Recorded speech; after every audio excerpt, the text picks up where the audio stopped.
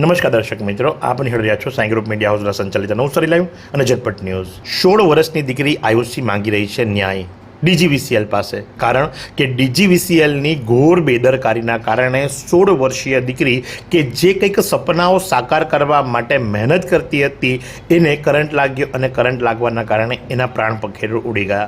ઘટના કંઈક એવી છે કે 16મી તારીખે સાંજે 7:30 વાગ્યાની આજુબાજુ આયુષી નામની દીકરી જે કરી એ નાસ્તો લેવા માટે ઘરમાંથી બહાર નીકળી હતી અને જે વખતે કૃષિ યુનિવર્સિટીની સામે જે સરગમ એપાર્ટમેન્ટ આવ્યું છે ત્યાં થાંભલા પરથી એક વીજ તાર જે ખરો એ જીવંત વીજ તાર મેન્ટેનન્સના અભાવના કારણે એના ઉપર પડ્યો અને ત્યાં એને કરંટ લાગ્યો। કરંટ એટલો ભયંકર લાગ્યો કે જેના કારણે લઈ એ જમીન ઉપર ઢળી પડી। જે દુકાનમાં નાસ્તો લેવા માટે જવાની હતી એ જ દુકાનદાર અને આજુબાજુના સ્થાનિક લોકોએ તાત્કાલિક અસરથી એને સાઇટ પર ખસેડી 108ને બોલાવી અને ત્યારબાદ એને નવસારીની સિવિલ હોસ્પિટલ ખાતે ટ્રીટમેન્ટ માટે લઈ જવામાં આવી। જો કે ટૂંકી જ ટ્રીટમેન્ટ બાદ રાત્રે 11 કલાકે એને મૃત જાહેર કરવામાં આવી અને ત્યારબાદ એનું પીએમ કરવામાં આવ્યું।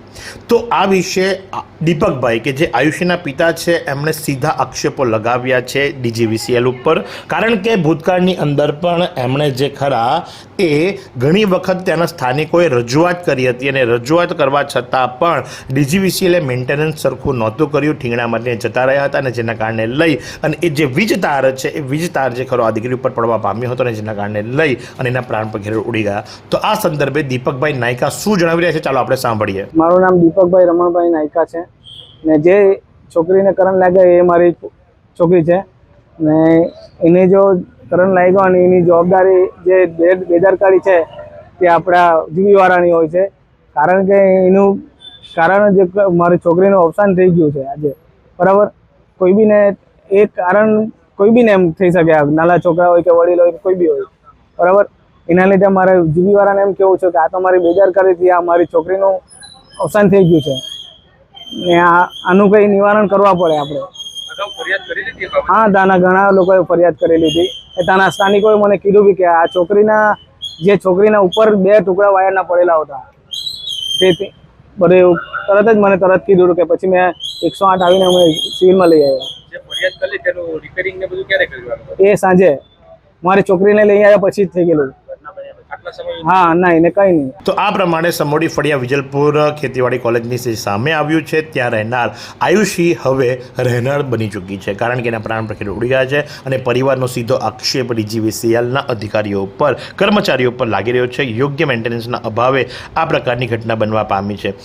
કદાચ કહી શકાય કે માત્ર અને માત્ર આયુષીનું જ મૃત્યુ આવ્યું હોય એના કારણે લઈ અને આ ઘટના બની, પણ વિચાર કરો કે ત્યાં એકથી વધુ વ્યક્તિ હોત તો શું ઘટના બનવા પામી હોત।